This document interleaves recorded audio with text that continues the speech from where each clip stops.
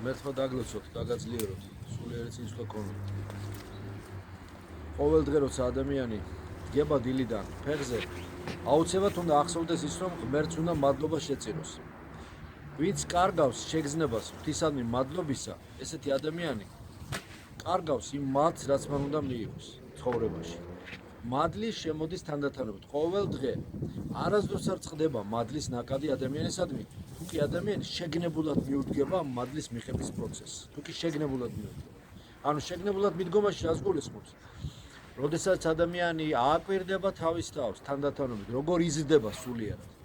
ზოგჯერ ჩვენ უფრო ადვილად ვამჩნევთ ყვავილი ზრდას, ხის ზრდას, ვამჩნევთ გარკვეული მცენარეების ცვლილებას, მაგრამ ვერ ვამჩნევთ მადლს ვიღებთ თუ არა? ნუ ვიტყვით ესე, როცა ადამიანი მადლს იღებს, აუცილებლად ამჩნევს მას. მაგრამ მადლი შემოდის თანდათანობით რა? უმნიშვნელო ზედდებას ახდენს ადამიანის ორგანიზმზე, სულზე, სამშვილდზე, სხეულზე და თანდათანობით ცვლის მას. დღეს როდესაც ჩვენ ვცხოვრობთ აი მძიმე დროში, მძიმე ასე ვთქვათ აურაში, მძიმე ენერგეტიკაში, მძიმე ფანტომებში, ნაკადებში, როგორც ინფორმაციული, ისე სხვა ემოციონალური თუ სულიერი ნაკადებში და სივრცეში ძალიან ბევრი შხამი ტრიალებს და ძალიან ბევრი შხამი მოძრაობს. ეს შხამი, რომელიც ძალიან მოქმედებს ადამიანებზე, ადამიანში შემოდის და ილექება მის ნერვულ უჯრედებზე, მის ნერვულ ქსოვილებს. ეს შხამი ძალიან ძნელად გადის შემდეგ ორგანიზმიდან. ეს შხამი არის ის შხამი, რომელიც გადის მხოლოდ აღსარებით, ზიარებით, სინანულით, მარხვით, ლოცვით და ახლა მარხვის პერიოდია. რთულია შეამჩნიო ადამიანის ზრდა, მაგრამ რთულია არ შეამჩნიო ის, რომ ადამიანმა მადლი მიიღო. მინდა დავლოცო ყველანი და უსურვო, რომ გაზრდილებო სულიერად. გული ჩვენი ძალიან დიდია, გული ძალიან ბევრ ამას იტევს. ისე დიდ მადლს იტევს გული, რომ ადამიანი თუ კი დააკვირდება, მთელი სამყარო შეიძლება ჩაიდიოს მან. ის სტიქიური შხამი, ის გამოყოფილი, უარყოფითი ნივთიერებები, რაც ადამიანები გამოვყოფ ჩვენი ცოდვით და ჩვენ ყლაპავთ ერთმანეთის ცოდვას და შევისისხლცებთ ხოლმე ერთმანეთის ცოდვას ხშირად ჩვენი სისუსტით, შეუმდობლობით, ბოღმით, შუღით, ავითვალით, ავიმზერით, ავის მომასწავებელი სიტყვით, ბილწითხოვობით, შურის მაძიებლობით ძალიან ადვილად ილექება გულში და ამღვრევს მას. გული ძალიან ფაქიზი ორგანოა. გული ძალიან ადვილად გაღიზიანებადი ორგანოა. გულში შემოდის ძალიან ადვილად ეს შხამი, როგორც რაღაც შხამიანი გაზი, შხამიანი გაზობრივი რაღაც ნივთიერება და ძალიან ძნელად გადის. გული ძალიან დიდია, მაგრამ ამავე დროს ძალიან გზნობიარია. მოდით მოვაფრთხილოთ ჩვენს გულებს. მარხვაში და ხსნელშიც, მაგრამ ეხლა მარხვაა და მინდა ვეცადოთ, რომ უფრო მეტად მოვინანიოთ ჩვენი ცოდვები. ჩავღრმავდეთ სიმშვიდეში, შენდობაში, პატიებაში, გაღიზიანებას მოვერიდოთ, გაღიზიანებას. იმიტომ რომ გაღიზიანება ყოველ წვრილმანზე ადამიანს და ნერვების შლა ყველა წვრილმანზე და გაღიზიანება და აგზნება ემოციონალურ და სულიერ სტრესს იწვევს და ილექება მის ორგანოებზე, სულიერ ორგანოებზე, თქვათ უხეშად რო ვთქვათ და უფრო მეტად არჩევს მას იმ მასშტაბს აზროვნებისა, მე ვიტყვი და იმ სოფლიო მასშტაბს აზროვნებისა, კოსმიურ მასშტაბს აზროვნებისა, ღვთაებრივ მასშტაბს. ამიტომ მინდა დავლოცო მრევლი და უსულო სიმშვიდე. სიმშვიდე როგორც მე ვიტყოდი, როგორც სულიერი სამედიცინო პირობა, ეგ ექიმის ოჯახში ვიმყოფები, სულიერი სამედიცინო პირობა. ანუ როგორც სულიერი მედიცინის მთავარი აუცილებელი პირობა, სიმშვიდე და ყველა შემთხვევაში მოთფინება. მოთფინება და სიმშვიდე ძნელია, მეთქვით, მაგრამ აუცილებელი პირობა, აუცილებელი და არასაკმარისი. ამის გარდა ძალიან ბევრი რამ კიდევ საჭირო არის. მოდით ვეცადოთ, რომ დამშვიდე და ჩვენ განვიბანოთ. ძალით არავის დაბანვა, ძალით არავის მოწოდება და ძალით არავის ზურგზე აკიდება ტვირთის არ გვჭირდება, არ არის საჭირო. იმიტომ რომ შემდეგ გვექცევა ჩვენ უფრო მძიმე ტვირთი. განვიბანოთ, განვიწმინდოთ, დავაკვირდეთ უფრო მეტ რა გზავნილს გვიგზავნის უფალი ჩვენ. დავაკვირდეთ რა გზავნილს გვიგზავნის უფალი, რა სულიერ დავალებას გვაძლევს ღვთის ნების ასრულებისთვის. ცალსახად, ცალმხრივი, ცალგვერდა, ცალგანზომილებიანი აზროვნება ვერასდროს ვერ მოუტანია ვერავისთვის სიკეთე. როდესაც ადამიანი ცალსახად აზროვნებს, ცალმხრივად აზროვნებს, მას შეუძლია პირიქით უფრო მეტი უარყოფითი მოუტანოს, უფრო მეტი ვთქვათ, კატასტროფულ შედეგამდე მიიყვანოს შეიძლება. ცალსახად აზროვნება. ქრისტიანი, რისი ქრისტიანი? ქრისტიანმა ყველაფერს უფრო სხვანაირად, მასშტაბურად უნდა შეხედოს და მეთანხმებით. ალბათ ხო ოჯახისეულები. მინდა რომ მოდით ძალიან ფრთხილად ვიყოთ. მოდით ჩვენს აზროვნებიდან დავიწყოთ, გონების განწმენდიდან, გულის განწმენდიდან. დისციპლინა გავაკეთოთ, აზროვნების, ასე ვთქვათ, გავაკეთოთ განწმენდა.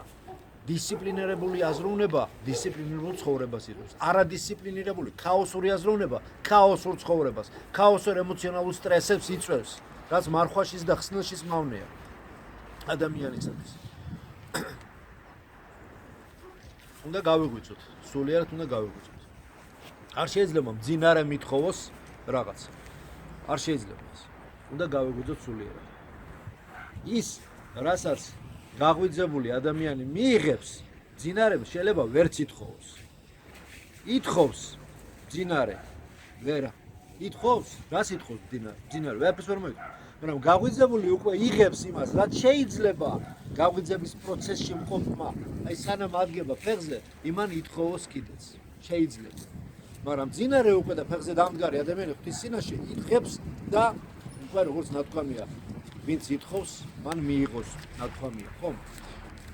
გაუბრკოლებლად ილოცეთ, მუდამ ილოცეთ, მოუკლებელად ილოცეთ. მუდამ გამოთალეთ, ასე ვთქვათ, გამოანთეთ ნაპერწკალი თქვენი ცხოვრების, ასე ვთქვათ, ქაოსიდან, ყოველდღიური პროცესიდან გამოთალეთ ნაპერწკალი დისციპლინისა და ღვთის ნებისა, ღვთის ნების მიყოლისა.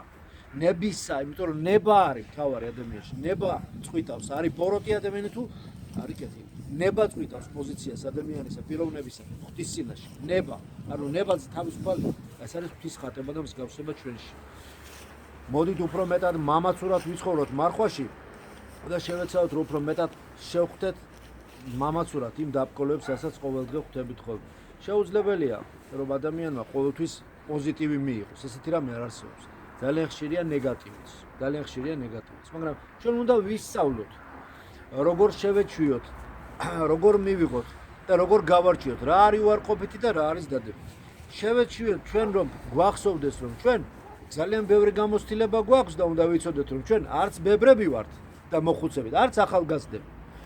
ახალგაზრდები იმიტომ არა ვართ რომ გამოცდილება გვაქვს მიღებული და არც მოხუცები და ასე ვთქვათ ძალიან ხანში შესულები ვართ, იმიტომ რომ ძალიან ბევრი გამოცდილების მიღება გვევალება და გველის და ადამიანის ცხოვრება დაუსრულებელია, სული უკვდავია და გამოცდილება მისიც დაუსრულებელია. ამიტომ მე ვიტყოდი, სულს ასაკი არ აქვს, ადამიანს ასაკი არ აქვს, ქრისტიანს ასაკი გამოცდილების არ აქვს, მან გამოცდილება უნდა მიიღოს მუდამ და მუდამ, დაუსრულებლად.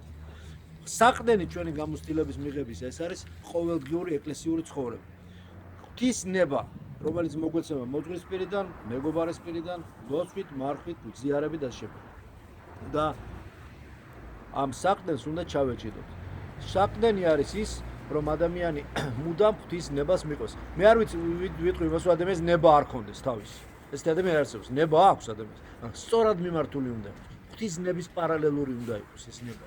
იმიტომ რომ უნებო, უსურვილო ადამიანი არ იქნება. არ არსებობს ადამიანი, რომ რაღაცა სურვილი არ ქონდეს, მაგრამ კეთილი სურვილები უნდა ქონდეს.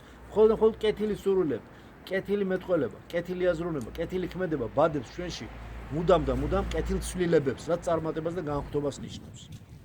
მინდა დავლოცო მრევლი, უსურო მაქვს მათ წინსვლა. მინდა უსურო რომ ეს უნდა ვიცოდეთ, ბრძოლები ყოველთვის არის ხსნილშიც და მარხვაშიც. მინდა მრევლს უსურო რომ ვიცოდეთ, მორიგეობის გასვლა, ასე ვთქვათ, რომ გაიცვალა მორიგეობა, ეხლა მე აღარა ვარ ბრძოლებში, ეხლა სხვა არის. მორიგეობა გავიდა ბრძოლისა. ეხლა მორიგეობა დამთავრდა და იწყება დასვენება. ვერ იქნება. ჩვენ მუდმივი მორიგეობის გარეშე მებრძოლები ვართ. ყოველთვის ბრძოლა იქნება. ყოველთვის იქნება, მაგრამ რა უნდა ვევედროთ უფალს? მოთმინება და გამძლეობა. ვინც მოითმენს ბოლომდე, ნათქვამია ბოლომდე ვინც მოითმენს. ანუ კონსტრუქციული შემოქმედებითი მოქმედება ვისაც ექნება, ის მოიგებს და ის გადარჩება. აი ეს მიმართულება უნდა გქონდეს ჩვენ. აი მაშინ მოდის საოცარი ადამიანი იტყვის, მაშინ მოვა ალბათ სრულყოფილების გზნობაო. არა. რაც უფრო უფალს უახლოვდები, აი მაშინ მოდის განცდა თვისთა ცოდვათა და განცდა საკუთარი არასრულყოფილების. ღვთის ცნოების ესე დაწვრილებით შესრულება და ესეთი მონდომება იწვევს განცდას თვისთა ცოდვათა, განცდას იმისა, რომ შენ სრულ მოკლებული ხარ სრულყოფილებას და განცდას იმისა, რომ შენ მიღწეულზე არ უნდა გაჩერდე, რომ შენ ძალიან ბევრი რამ გაქვს გასაკეთებელი და ძალიანაც სწორია. არ შეიძლება ადამიანი გაჩერდეს მიღწეულზე და კმაყოფილებაში სტაგნირდეს და გაიხილოს. ისურვებ წინსვლას, მერთმა დაგლოცო და გზახსნილი გქონო. ღვთის საგდებ და წულის საცხონებ და